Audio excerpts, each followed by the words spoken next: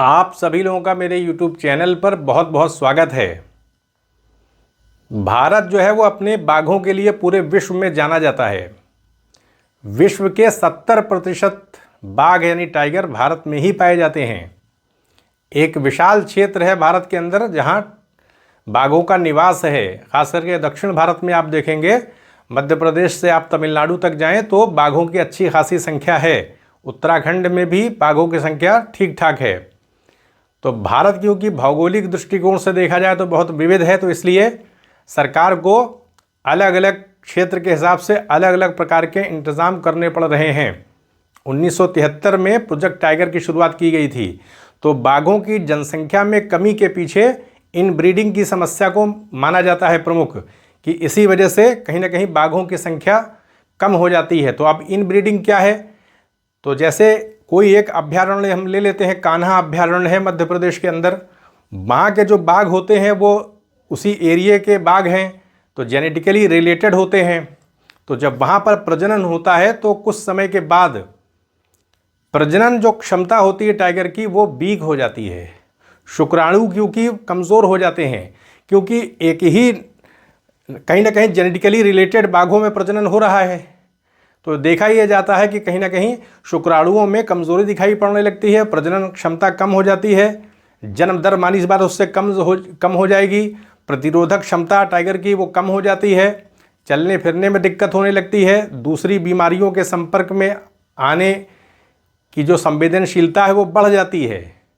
तो ऐसे में आबादी तो मानी सी बात है घट जाएगी। तो अब इन ब्रीडिंग को रोकने के लिए दो ही रास्ता अपनाया जा सकता है। जैसे नदियों को जोड़ने के लिए सरकार प्रयास कर रही है कि नदी को जोड़ करके जहाँ पानी की कमी है वहाँ पानी उपलब्ध कराया जाए। यानी किसी क्षेत्र में मान ली कोई नदी है, वहाँ पर साल भर वर्ष भर पानी नहीं रह पाता है उस नदी के अंदर। तो जिस नदी में सालों साल पानी रहता है, 12 महीने रहता है, तो उस नदी को अगर वहाँ जोड़ दिया जाए तो जल की समस्या समाप्त हो जाएगी। इसी तरह से दो ही रास्ते हो सकते हैं। एक तो गलियारा बना दिया जाए, यानी जो वनीय क्षेत्र है, दो जंगल हैं घने, तो उनको किसी तरह से जोड़ दिया जाए। जैसे कि कान्हा अभ्यारण्य है तो उसको महाराष्ट्र में जो पेंच अभ्यारण्य है उससे जोड़ दिया गया है गलियारे के तहत। इससे होता क्या है कि एक इलाके के बाघ, अगर कोई भोजन की कमी है, कहीं मान लिया कि हिरन कम हो गए हैं, पशु कम हो गए हैं, या पानी की समस्या है, कोई भी प्रॉब्लम है, तो बाघ जो है वो एक क्षेत्र से दूसरे क्षेत्र में चले जाते हैं गलियारे के ज़रिए। तो अभी भारत के अंदर 32 गलियारे हैं, लेकिन कोई उपाय जब किया जाता है तो दूसरी समस्या खड़ी हो जाती है। अब जैसे गलियारा करता क्या है कि दो अभ्यारण्यों को जोड़ देता है। अब शिकारी उसी गलियारे के आसपास मंडराने लगते हैं, वहीं रहने लगते हैं, क्योंकि वहाँ कम जरा वृक्ष होते हैं, यानी कह सकते हैं कि घनापन जो है वो कम होता है। तो ऐसे में आसानी के साथ शिकार जो है किया जा सकता है, क्योंकि टाइगर ऐसे आसानी के साथ ऐसे दिखाई नहीं पड़ते हैं, घने क्षेत्र में रहते हैं, जल्दी सामने नहीं आते हैं, रात में वो निकलते हैं। तो गलियारे के आसपास जो क्योंकि इतनी सघनता नहीं होती है, वन जो है वो विरल होते हैं, तो वहाँ आबादी भी रहती है, गांव वाले भी रहते हैं। तो गलियारे से जब टाइगर गुजरते हैं तो गांव की तरफ चले जाते हैं, उससे टकराव होता है और कहीं ना कहीं बाघ जो है वो मारे जाते हैं। शिकार भी उसी गलियारे के पास आसानी के साथ हो जाता है। अक्सर जो है वो गलियारा के आसपास जो है वो सरकार कोई ना कोई निर्माण कार्य, ऐसा सड़क बनना, ये सब कार्यक्रम चलते हैं, क्योंकि जो घना इलाका होता है वहाँ पर कम इस तरह के कार्यक्रम किए जाते हैं। जहाँ वृक्ष कम होते हैं, कम घना जंगल होता है, वहाँ ज़्यादातर सड़कें बनाई जाती है, तो निर्माण कार्य ज़्यादातर गलियारे के आसपास चलते रहते हैं, तो उसमें भी दुर्घटना होने की संभावना रहती है। तो इन कारणों से गलियारों से टाइगर को फ़ायदा तो हो रहा है, लेकिन कहीं ना कहीं नुकसान भी हो रहा है। तो उसको रोकने के लिए एक अलग व्यवस्था सरकार को करनी पड़ रही है। भारत के अंदर क्योंकि भाई भौगोलिक क्षेत्र भी विशाल है, हर राज्य के अंदर प्रशासनिक क्षमता, जो कह सकते हैं कुशलता है, वो उस राज्य के हिसाब से ही है।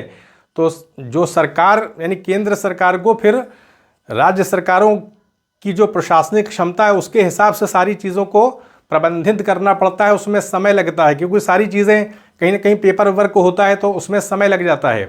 लेकिन फिर भी हम कह सकते हैं कि 30% की वृद्धि बाघों की संख्या में हुई है। इसे उपलब्धि के तौर पे देखा जा रहा है। यदुवेंद्र देव झाला जो हैं वो लगातार काम इस क्षेत्र में कर रहे हैं, पर्यावरणविद हैं ये और पशु जीव विज्ञानी हैं ये बहुत बड़े। तो इनके प्रयासों से DNA जो है मैपिंग की जा रही है, विश्लेषण किया जा रहा है, इसी तरीके से कैमरे के ज़रिए ट्रैप किया जा रहा है टाइगर को। तो इस आधार पर जनगणना की जाती है 4 साल पर।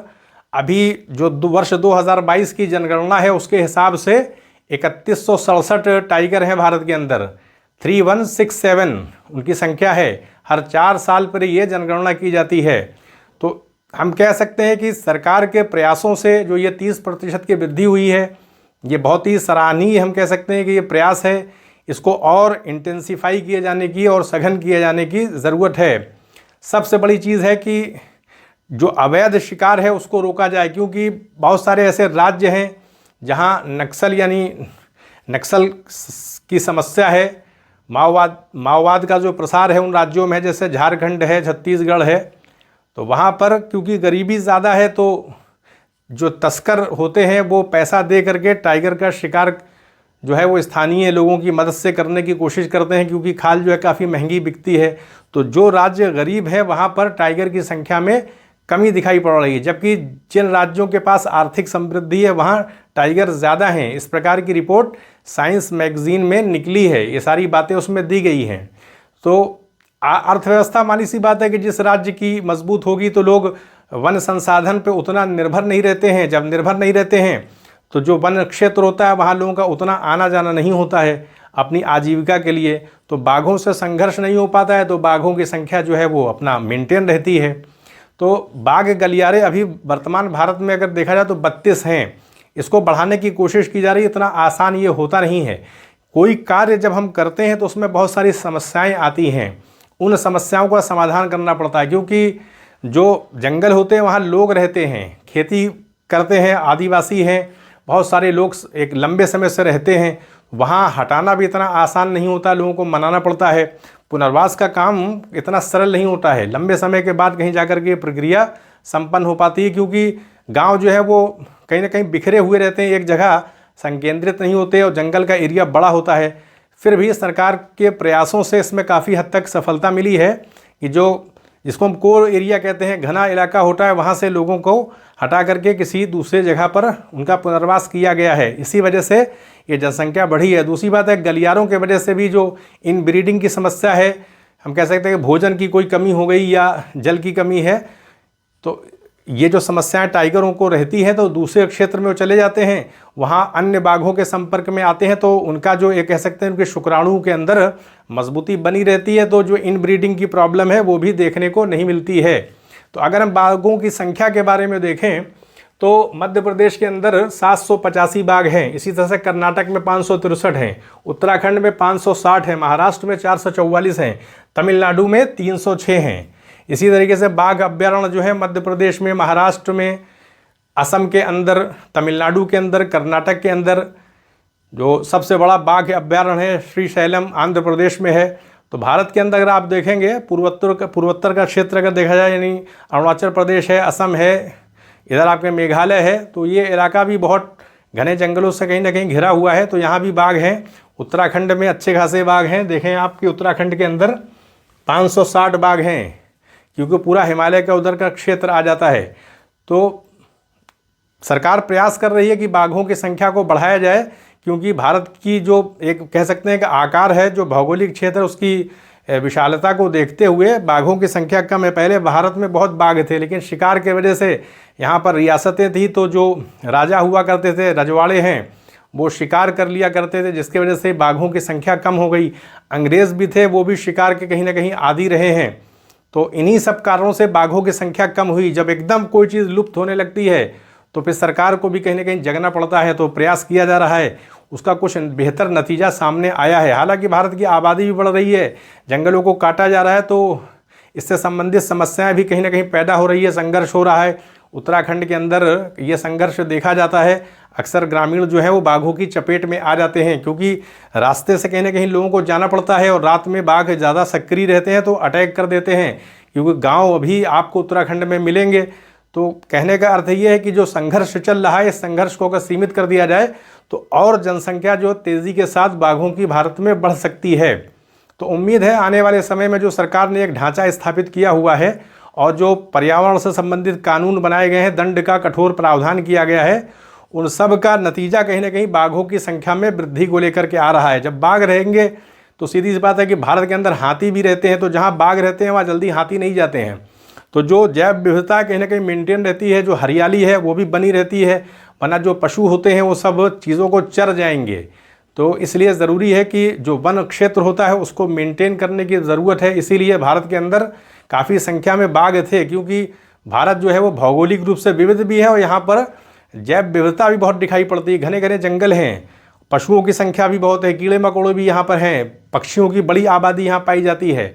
तो इसलिए पूरा पर्यावरण जो है वो कहीं ना कहीं एक संतुलित था। लेकिन इसमें समय के साथ बहुत सारे भारत में आक्रमण होते रहे, अंग्रेज़ भी आ गए, तो धीरे धीरे कमी हुई। लेकिन अब सरकार जो है प्रयास कर रही है, चीतों का भी पुनर्वास यहाँ पर किया जा रहा है। पहले भारत में चीते भी थे। तो सरकार के प्रयासों से आगे आने वाले समय में ये पूरी उम्मीद है कि भारत के अंदर जो मतलब बाघों की संख्या जिस हिसाब से थी वही मेंटेन भी होगी।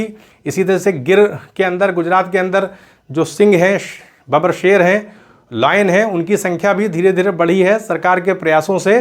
तो कुल खुलासा यही है कि जब लोग जागरूक रहते हैं, यानी जैव विविधता को लेकर के जागरूक रहते हैं, पर्यावरण को लेकर के सचेत रहते हैं, तो फिर उस देश के अंदर, उस क्षेत्र के अंदर जो समस्याएं होती हैं वो कहीं ना कहीं हल होती हुई नज़र आती हैं। क्योंकि लोग जागरूक रहेंगे तो फिर शिकारी भी उस क्षेत्र के अंदर ऐसे जा नहीं पाते हैं, क्योंकि शिकारी भी कहीं ना कहीं उसी क्षेत्र से ही संबंधित रहते हैं। तो लोगों के अंदर जागरूकता जब रहेगी तो फिर लोग रोकने का काम करेंगे। इससे पशुओं का जो शिकार है वो रुक जाता है। तो लोगों की सहभागिता वो जागरूकता पर निर्भर करती है। तो लोगों को जागरूक करने का काम भी सरकार को करना चाहिए। तो यहीं पर अनुमति दें, चैनल को सब्सक्राइब भी करें, शेयर भी करें। आप सभी लोगों का बहुत बहुत धन्यवाद।